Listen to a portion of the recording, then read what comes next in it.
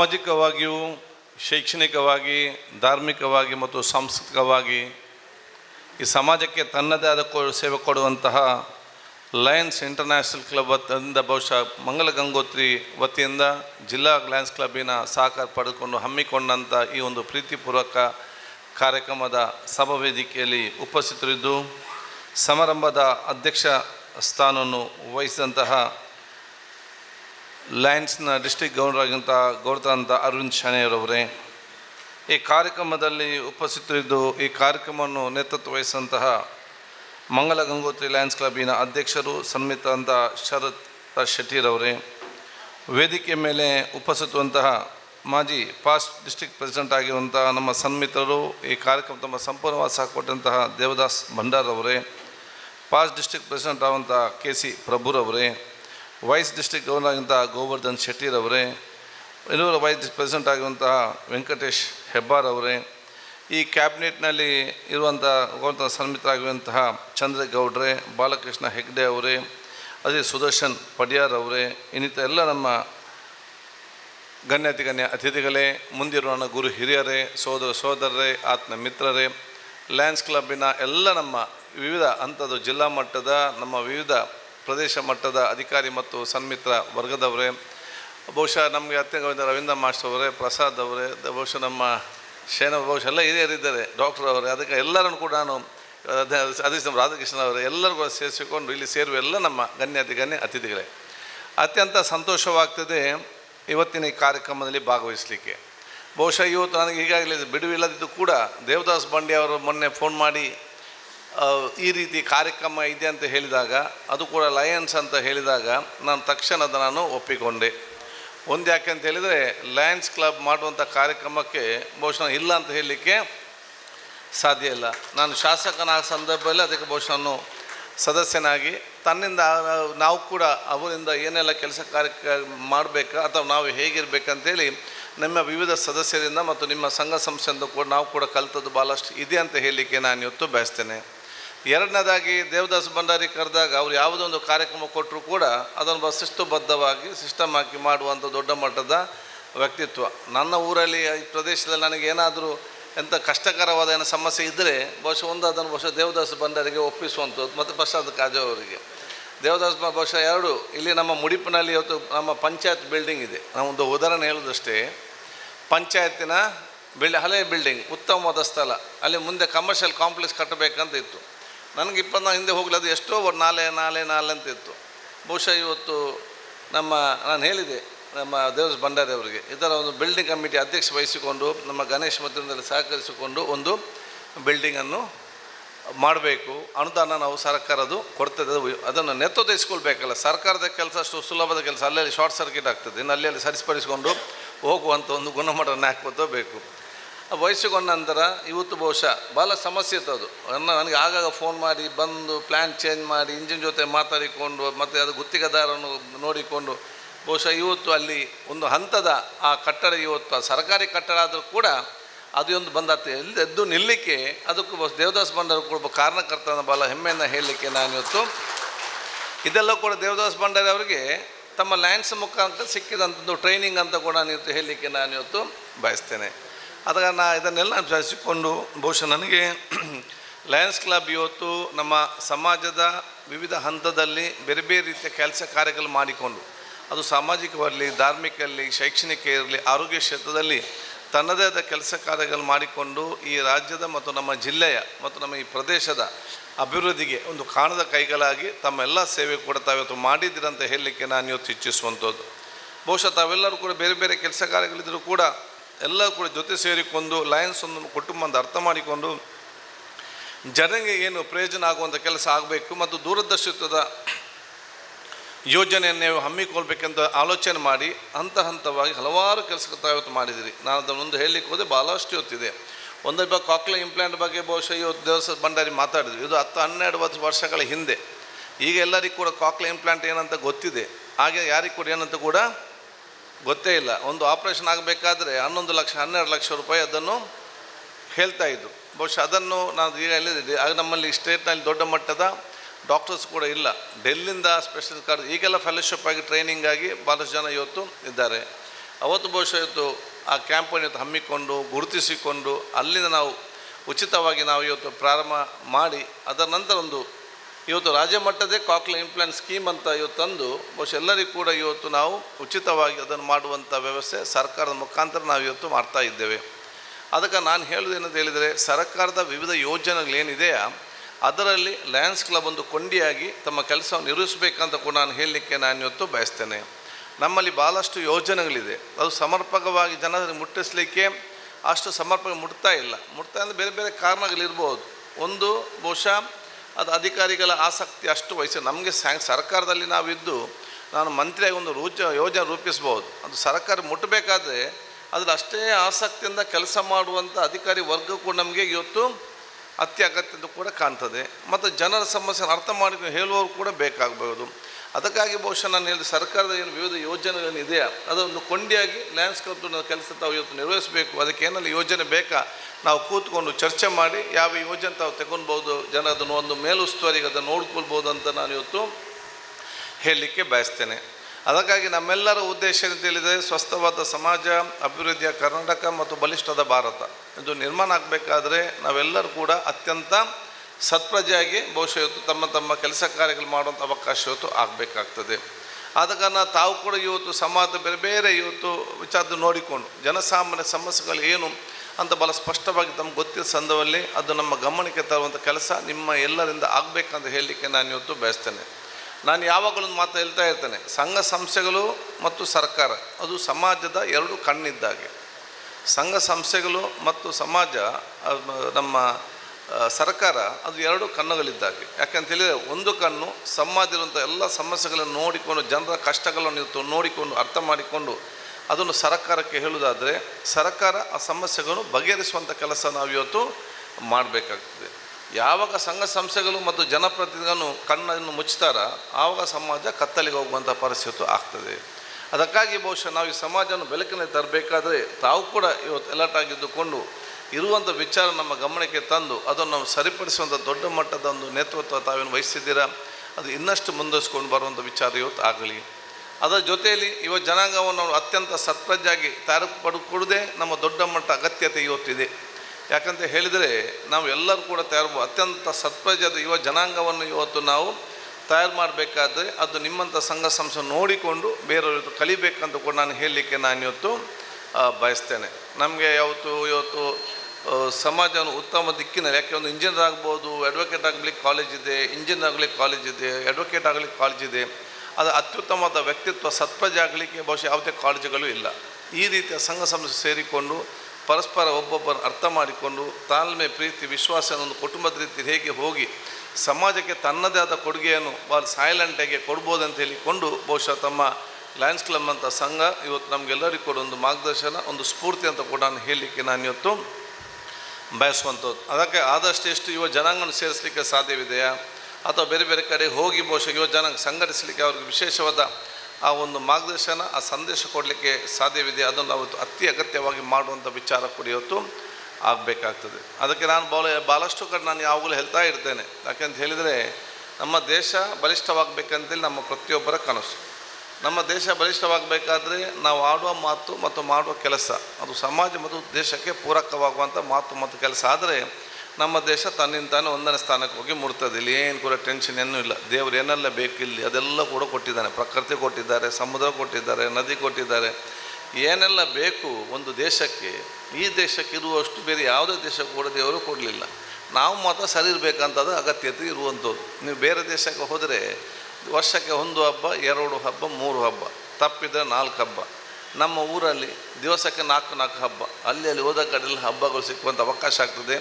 ಸಂತೋಷನ ಬೆರೆತುಕೊಳ್ಳುವಂಥದ್ದು, ಸಮಾಜನ ಅರ್ಥ ಮಾಡಿಕೊಳ್ಳೋದು, ಒಬ್ಬರಿಗೆ ಹೋಗುವ ಎಲ್ಲ ಕೂಡ ಇವತ್ತು ಬೇರೆ ಎಲ್ಲಿ ನಮಗೆ ಸಿಕ್ಕುವಂಥ ಅವಕಾಶ ಇರುತ್ತೆ. ನೀವೆಲ್ಲ ಕೂಡ ಬೇರೆ ಬೇರೆ ದೇಶಕ್ಕೆ ಹೋಗಿರ್ಬೋದು.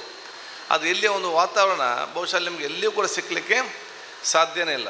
ನಾವು ದೊಡ್ಡ ದೊಡ್ಡ ಹೆಸರು ಕೇಳಿದ್ದೇವೆ, ಅಲ್ಲಿ ಹೋದ ನಂತರ ಇದು ಇಷ್ಟೇನಂತ ಭಾವನೆಗೆ ನಮಗೆ ಬರ್ತಿದ್ದರಿಂದ ನಮ್ಮ ಊರಲ್ಲಿ ಈಗಿಂತ ಚೆನ್ನದ ಜಾಗ ಉಂಟಲ್ಲ ನೋಡಲಿಕ್ಕೆ ಅಂತೇಳಿ ಭಾವನೆ ಕೂಡ ನಮಗೆ ಇವತ್ತು ಬರುವಂಥದ್ದು. ಆದ ಕಾರಣ ನಾವಿವತ್ತು ಹೋಗಬೇಕಾದ್ರೆ ಪ್ರೀತಿ, ವಿಶ್ವಾಸ, ಒಗ್ಗಟ್ಟಿನ ಮುಖಾಂತರ ಹೋಗುವಂಥ ಅವಕಾಶ ಇವತ್ತು ನಮಗೆಲ್ಲರಿಗೂ ಕೂಡ ಇವತ್ತು ಅತಿ ಅಗತ್ಯ. ಅಂತಹ ನೇತೃತ್ವವನ್ನು ಬಹುಶಃ ನಮ್ಮ ಲಯನ್ಸ್ ಕ್ಲಬ್ ಇವತ್ತು ಮುಂದುವರಿಸಿ ಹೋಗುವಂಥ ಅವಕಾಶ ಆಗಬೇಕು. ನಮ್ಮ ಊರಿನ, ನಮ್ಮ ರಾಜ್ಯ, ನಮ್ಮ ದೇಶದ ದೊಡ್ಡ ಮಟ್ಟ ಶಕ್ತಿ ಮತ್ತು ಗೌರವ ಅಂತ ಹೇಳಿದರೆ ಅದು ಎಷ್ಟು ಶ್ರೀಮಂತರು, ಎಷ್ಟು GDP, ಎಷ್ಟು ಬಹುಶಃ ಇವತ್ತು ಬಿಸ್ನೆಸ್, ಅದು ಇಂಪಾರ್ಟೆಂಟ್ ಅಲ್ಲ. ನಮ್ಮ ಒಗ್ಗಟ್ಟೆ ನಮಗೆ ದೊಡ್ಡ ಮಟ್ಟದ ಶಕ್ತಿ ಮತ್ತು ಗೌರವ ಅಂತ ಹೇಳಲಿಕ್ಕೆ ನಾನು ಇವತ್ತು ಇಚ್ಛಿಸುವಂಥದ್ದು. ಒಗ್ಗಟ್ಟು ಅಂತ ಹೇಳಿದರೆ ಅದು ಅಲ್ಲಿ ಭಿನ್ನಾಭಿಪ್ರಾಯ ಇಲ್ಲ ಅಂತ ಅಲ್ಲ.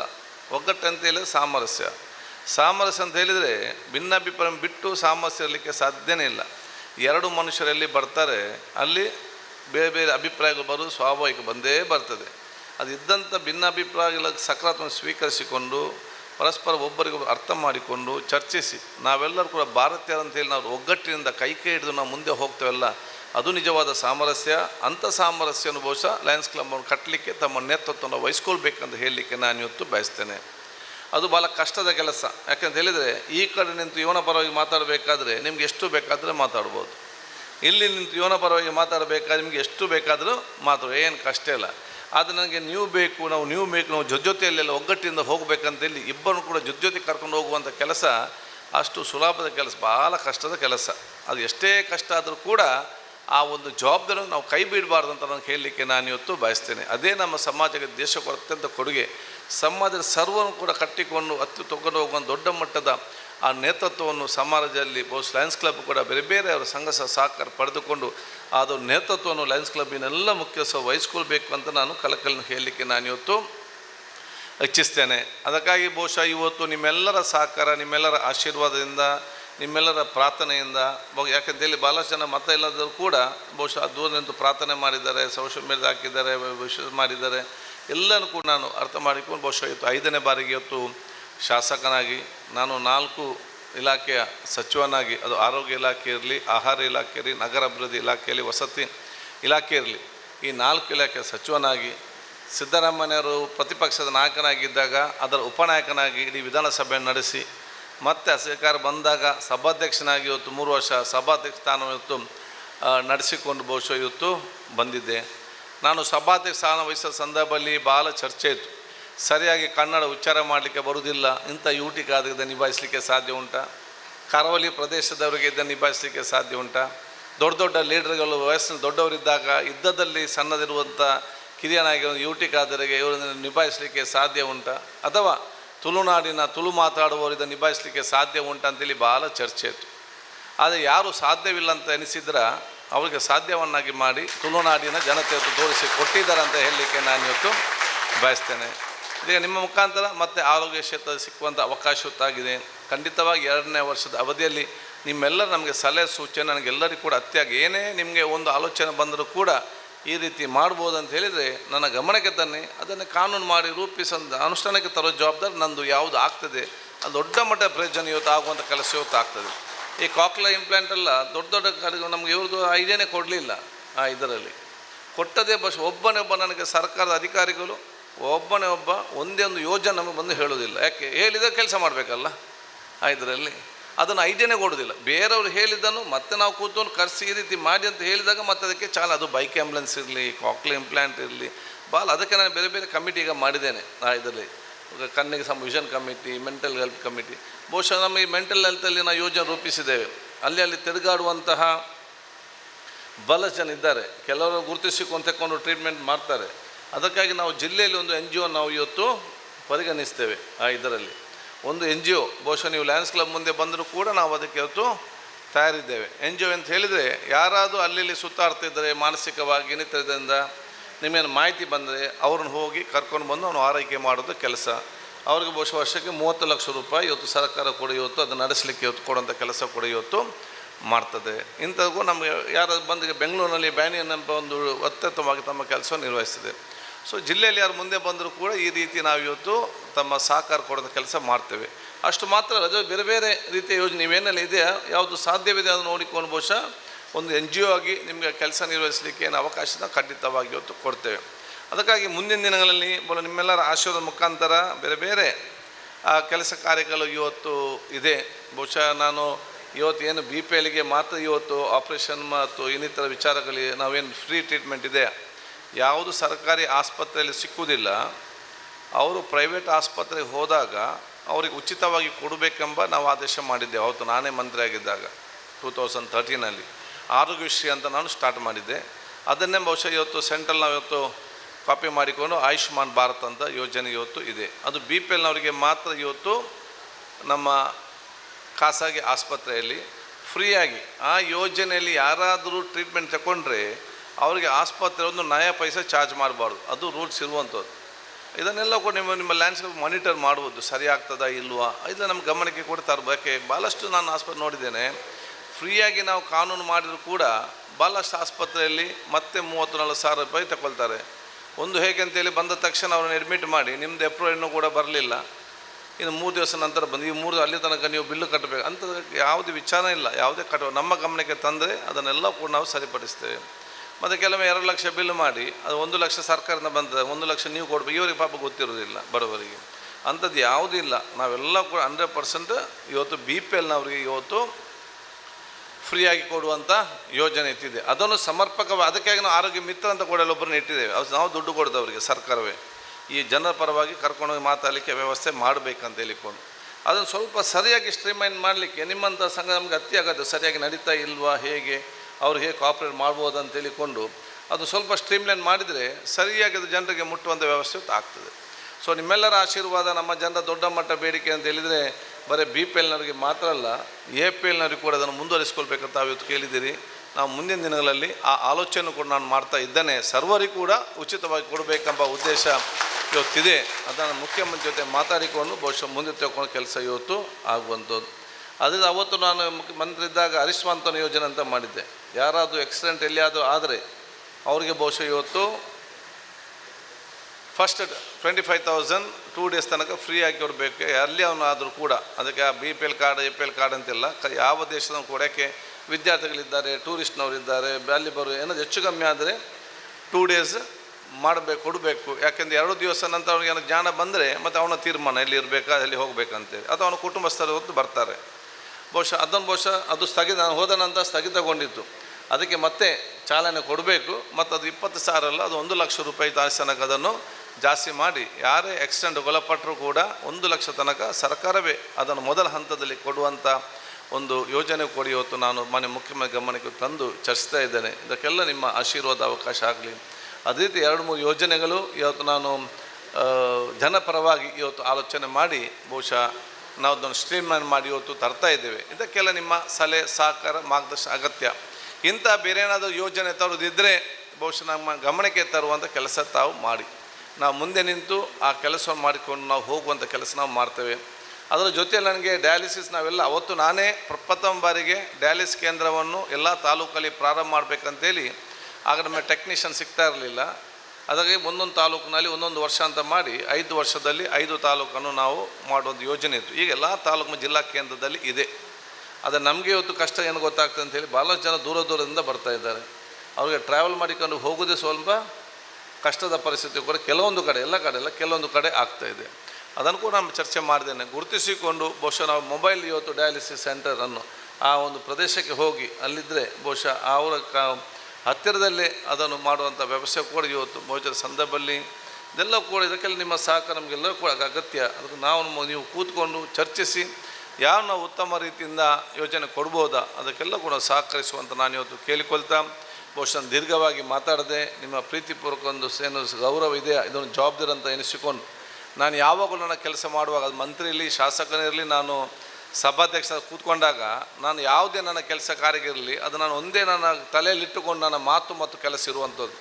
ಅದೇನಂತ ಹೇಳಿದರೆ ನನ್ನ ಯಾವುದೇ ಕೆಲಸ ಮತ್ತು ನನ್ನ ಮಾತು ಅದು ನನ್ನ ಕ್ಷೇತ್ರದವರು ಮತ್ತು ಜಿಲ್ಲೆಯವರು ಅವರು ಬೇರೆ ಕಡೆ ಹೋದಾಗ ಅವರ ತಲೆ ಎತ್ತಿ ಹೋಗುವಂಥ ಪರಿಸ್ಥಿತಿ ಅಲ್ಲದೆ ತಲೆ ತಗ್ಗಿಸುವಂಥ ಕೆಲಸ ಮಾಡುವುದಿಲ್ಲ ಎಂಬ ಸ್ಪಷ್ಟವಾದ ನಿಯತ್ ಮುಖಾಂತರ ಕೆಲಸ ಮಾಡುವಂಥದ್ದು. ಅದಕ್ಕಾಗಿ ಆ ರೀತಿ ಆಗದಿರಲಿಕ್ಕೆ ನಿಮ್ಮೆಲ್ಲರ ಸಹಕಾರ ಮತ್ತು ಮಾರ್ಗದರ್ಶನ ನಮ್ಮ ಪ್ರಾರ್ಥನೆ ಇರುವಂಥ ಅವಕಾಶ ಆಗಲಿ ಅಂತ ನಾನು ಹೇಳಿಕೊಳ್ತಾ ನಿಮಗೆಲ್ಲರಿಗೂ ನನ್ನ ವಿಶೇಷವಾದ ಶುಭಾಶಯನ ಅಭಿನಂದನೆ ಸಲ್ಲಿಸಿಕೊಂಡು ನಿಮ್ಮ ಸಲಹೆ ಸೂಚನೆ ಪಡೆದುಕೊಳ್ಳಿಕ್ಕೆ ನಾನು ಯಾಕೂ ತಯಾರಿ ಇದ್ದೇನೆ ಅಂತ ಕೇಳಿಕೊಳ್ಳುತ್ತಾ ನನ್ನ 2 ಮಾತು ಮುಗಿಸ್ತೀನಿ. ಜೈ ಹಿಂದ್, ಜೈ ಕರ್ನಾಟಕ.